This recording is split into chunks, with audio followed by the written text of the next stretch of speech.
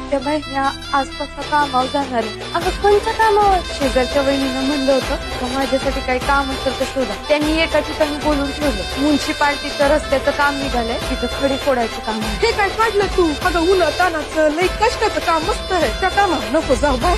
असं काय करताय आत्याबाई? हे करण ती कष्ट लहानपणापासून काय कमी कष्ट केलेत होय? आपल्या तुमचे कष्ट तर करत्या. इथं बियान गावाकडे बी समजायचं हातावर लपोटे सोसावं लागलं तर सोसून घ्या.